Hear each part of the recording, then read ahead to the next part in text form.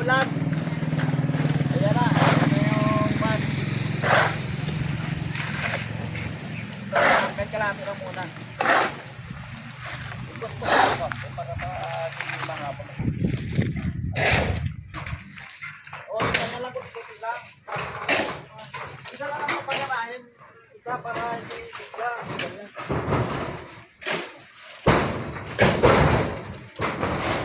Isa ba yun doon, Soy? Yung butas na isa ba yun doon? Isa-isa lang para pag... Oh, ito na mga ka-farmers, start na kami magbuhos. Yan.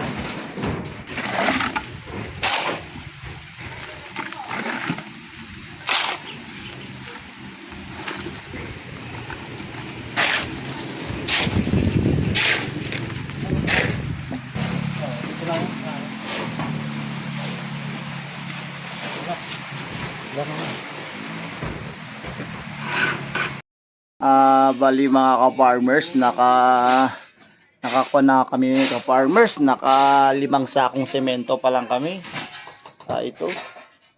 Bali ang haba ho nito ka-farmers, bali 20 feet yung papunta doon sa dulo. Tapos ito naman 16 feet. Ayan. Bali 16 by 20 feet ka-farmers. Halos ang maubos namin na semento, halos 8 semento lang. At saka halos hindi pa siya umabot ng 2 cubic.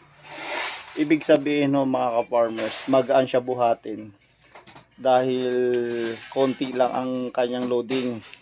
Medyo manipis yung gabaho namin, pero pagdating naman sa sa tibay, hindi naman namin siya tinipid kasi una steel deck, may mga bakal.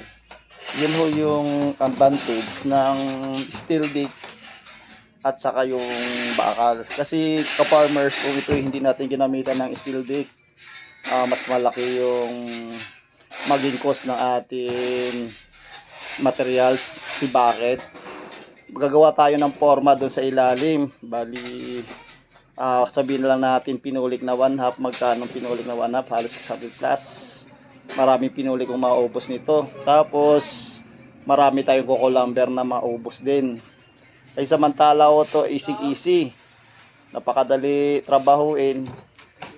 Bawas na sa materyales, bawas pa sa labor. Kaya sa mga ka-farmers, sa mga gusto magpagawa sa amin, ito ang the best. Medyo mabilis trabahuin, medyo mura. Kasi naka-slab na siya. Kasi pag puro concrete tayo na slab na plywood at saka mabakal, kailangan makapal ng mga bakal ang maubos doon. Yan muna mga ka-farmers. Bali siguro kulang nito ka-farmers mga 3 bag na lang. Kung ito ay ka-farmers makapal ang flooring natin, ito hindi to bababa sa mga 20 bags na semento. Pero itong naubos namin 8 bags lang. Diba ang laki ng diferensya. Tapos magaan pa ho siya buhatin ng ating poste. Yan ang advantage ng steel deck.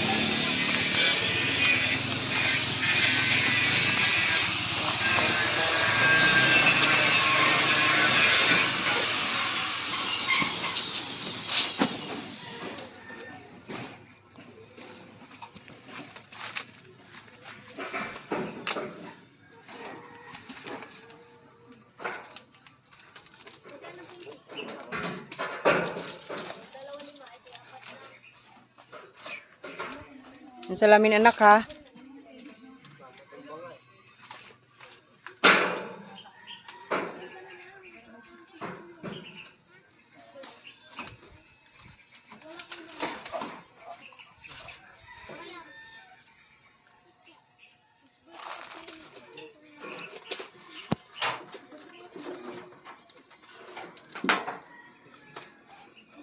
Di ba nakapakilalim dyan?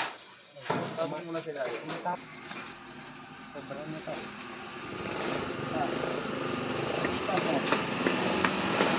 Tama ka.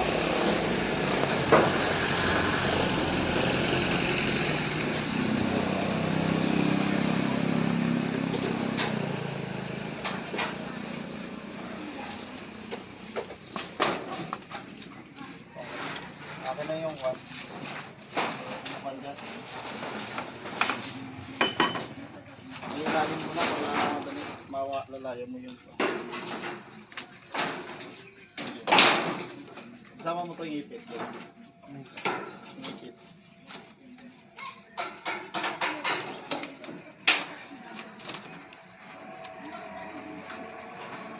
Malayo po yan. Sanak sa ito lang.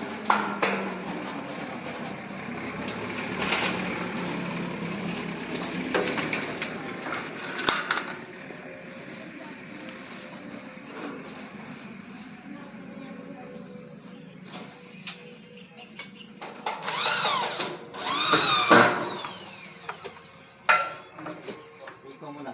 Ikaw mo yung plan. Diyan ko mapasok ko ano. Iayos mo yung ipit. Ibaba mo sa yero.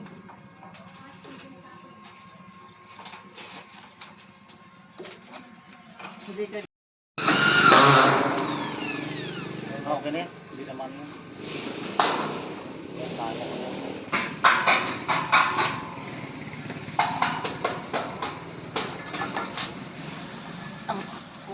Kupo.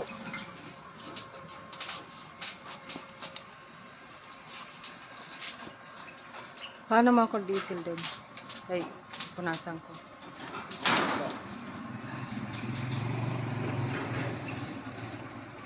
Bumabalik to. Ah.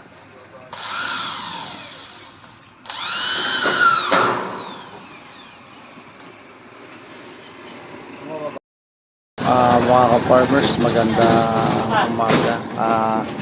Yung amin pala, akin pala ginagawang pansarili kong native house.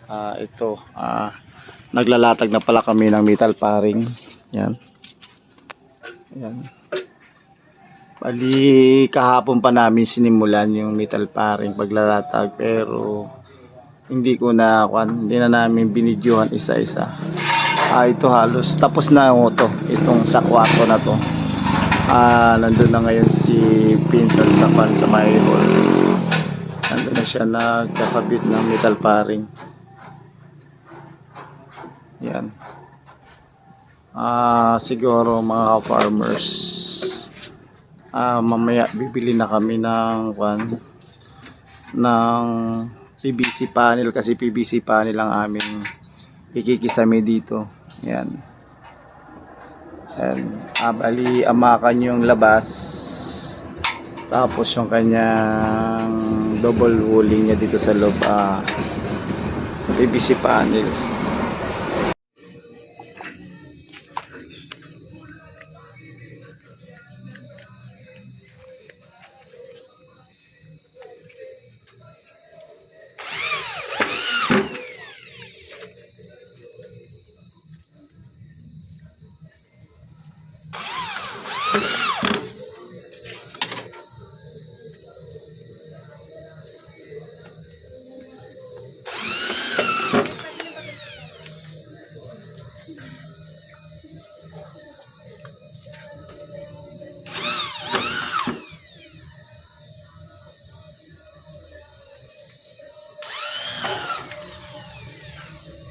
Okay na, bukas naman.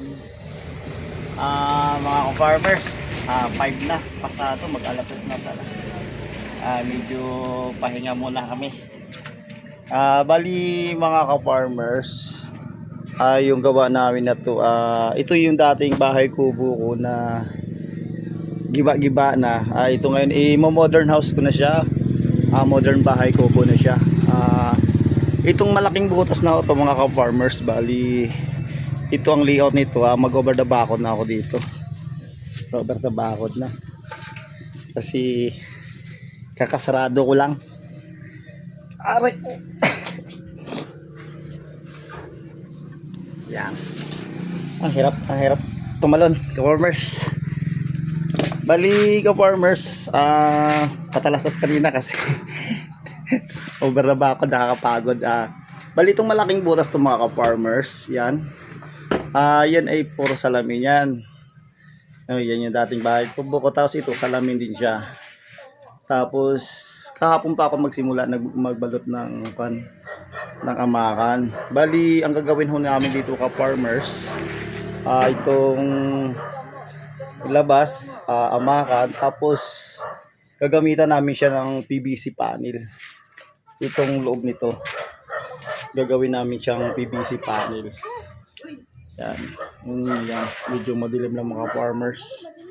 Yan. Ito yung nalatag ko na yung ka-farmers. Yan. Yung sa kabilang kwarto. Nilatag ko na siya kahapon. Yan. Ito yung siding. Yan. Yan. Medyo hindi na siya masyado makita. Yan. Medyo nilagyan na ng gamit-gamit na dyan si Junjun. Yan, pansamantala lang to ka-farmers kasi double walling naman to siya eh. Ito na yung ito yung kagahapon ko pa lang to kinabit. Yan.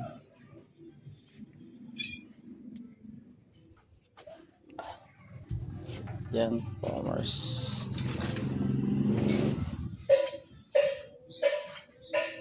Bali ka-farmers, yung kwan pala, yung medyo magulo yung kwan ko, yung aking camera kasi pagod na at saka ako lang kasi mismo mga farmers, hapon na, medyo pawisan pa tayo, medyo kailangan na rin magpahinga, nakakapagod yung maghapon.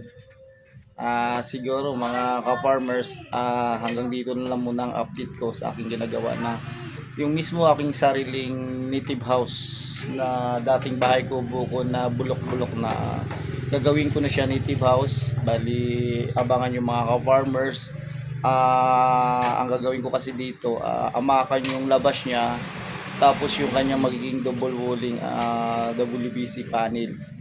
Yun yung magiging double walling niya sa loob ng kwarto. Mga ka-farmers, salamat sa panonood. Paki-like, share, at subscribe. Magandang hapon.